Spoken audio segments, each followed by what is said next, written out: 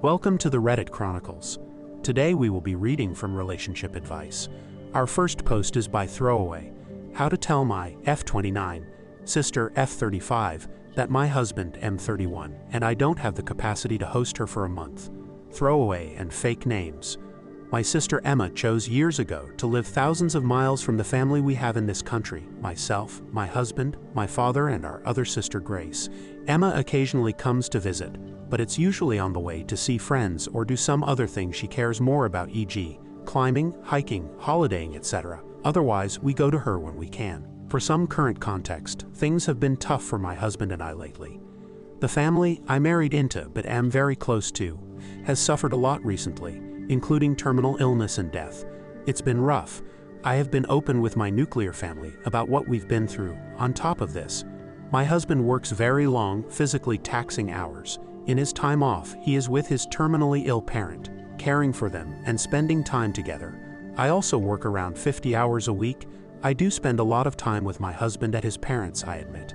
But I love them dearly. They're the best family-in-law you could ask for. Now, Emma wants to come and stay with us for a month. We do have a positive relationship, but I've been required to look after her a lot of our adult life, and she's not always made the responsible choice. Our door is always open to family, but this is not exactly a good time for us. We are still grieving, and almost pre-grieving for my in-law, I suppose. The two main issues if Emma comes to stay. 1. We would essentially be required to support her financially while she is here. Don't get me wrong. We've helped her out in the past. She's family after all. A month is an awfully long time though. 2.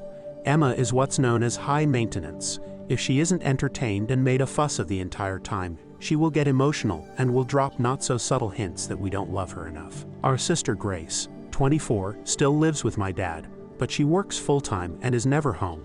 Grace and Dad have both said that Emma is welcome to stay with them. Dad is especially wanting to spend time with Emma, as she's rarely here for more than 2 or 3 days at a time, sometimes years apart.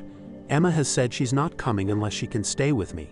I don't want to be the reason she doesn't come, but my husband and I just don't have the capacity to take her on for an extended period of time right now. I feel awful about considering telling her she can't stay with us, at least not all the time she's here, but I don't really know what to do. Even if I was to tell her, what would I say? Have you all got any advice for me? Our next post is by Throwaway. I, F25, and my husband, M30, have been married for 2 years. Should I feel bad for wanting a divorce? My husband, M30, and I, F25, have been in a really rocky marriage since day one. Fights about the past and how the other should change to meet their criteria of a good spouse. For the sake of this, I'll call him Nathan. Nathan came from a very abusive relationship only 3 months prior to us getting together in the beginning, whereas I was single for almost 2 years. After our small ceremony with a few and friends, we moved into our first apartment together, and that's when the tone shifted. Nathan couldn't get over my past before he and I even got together. Photos of my exes came up in my camera roll on my phone and made the situation worse. The photos weren't kept to hurt my future partner, but for me to have a piece of the past that made me who I am. Over time, Nathan has told me he does not trust me, and I have to earn it back after doing everything he wants me to, and then some. Yet to this day I'm not fully trusted, constantly berating me on what I look like, how I eat, and who my friends and family are.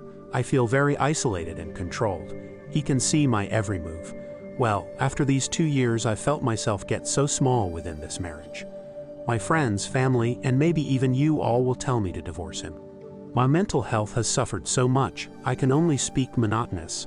I barely smile and have began isolating. I was also made aware after a conversation with my friend that I've been taken advantage of my whole marriage, in my sleep, and that after many protests from me, he continues to take advantage of me while I'm asleep.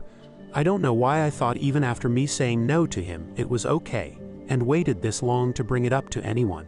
He's one of those people that if he and I get divorced, he will drag my name all through the mud for everyone to hear. Financially, I could recover without him, but I don't think I can continue making myself small to appease him. Should I feel bad about wanting a divorce? Our next post is by Throwaway. My M35 girlfriend, F35, broke up with me after she met my family. How can I find out why so I can fix things? After my support network couldn't figure out why my girlfriend left, my cousin suggested trying here. so bear with a newbie at this. I am 35, met my ex-girlfriend, F35. My cousin said to use fake names, so I'm going to call her Mel because writing X really hurts, of 1.5 years through my previous employer. She said she was interested in me before but couldn't ask me out because she was afraid of potential policies about inter-office romances. When I gave my 2 weeks notice, she asked me out and things have been great since. This all came crashing down after Mel met my parents and brother in person for the first time about 2 weeks ago. She talked to my parents over the phone and through video calls before, and seemed to go well. We didn't spend last Christmas with either of our families because we felt it was too intense. But we discussed things, and she was going to come meet my family in my home city, and we would meet hers next month in her home city. Dinner went pretty smoothly. Mom and Mel got on well. Dad and brother didn't really care because they were too immersed with watching sports. I was with them most of the time except for after dinner when I went to the bathroom, but it seemed like nothing had changed. So we came home, and when I dropped Mel off, she sat in the seat and told me that we shouldn't see each other anymore. It hurt. I was so confused and asked why. What did I do wrong? Did something happen? She just said it was her issue and not my fault. And that was that. I've cried and drank but somehow managed to get through the last couple of weeks with some help. But I really don't know why she would just leave out of the blue. If she'd been pondering it for a while, why agree to meet with my family? I don't think my family would intimidate her. They have the same background as her parents, blue-collar working-class families, and I don't think my brother would have said or done anything. He hates interpersonal communication outside of work and family. I trust him and he is asexual as well. I have not told my parents about our breakup and, outside of me, she has no connection to my family. I want to get to the bottom of this. I tried texting and she hasn't blocked me but said that this was her decision and she wants to work through things alone. I'll admit, I'm not happy, but I suspected that my parents might have said something to her.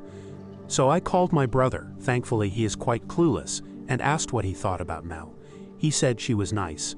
I asked what Mom and Dad talked about after dinner, which includes the time I was in the bathroom. And he said that my mom was just excited to finally meet her in person and glad to see that she made me happy. Mel knows that I have another brother who is married and a sister who is single. So my mom wouldn't have said something like, "I'm finally glad to have a daughter." They also don't know what she does for a living, only that we met through work. She was an administrative assistant at the company. I don't think she would be intimidated by my family. My other brother and sister are educated, but my younger brother took over my dad's metalworking company after he retired. I've gone through over every possible outcome. Is she cheating? I don't think so because we do have access to each other's phones and she hasn't done anything suspicious, like go to random drinks night with coworkers. If she lost interest, why wait until meeting my parents? Why spend the money on the airplane ticket to meet them? Did she find someone else she liked and was waiting?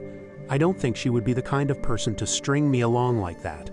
The relationship was fairly new enough that she could have just cut ties. I cannot figure it out for the life of me. So I'm, maybe foolishly, taking my cousin's advice and asking the internet, of all places, of potential reasons Mel would leave me. I really want her back, and if I did make a mistake, I at least want a chance to fix it. Thank you for listening to the Reddit Chronicles. Follow for more content.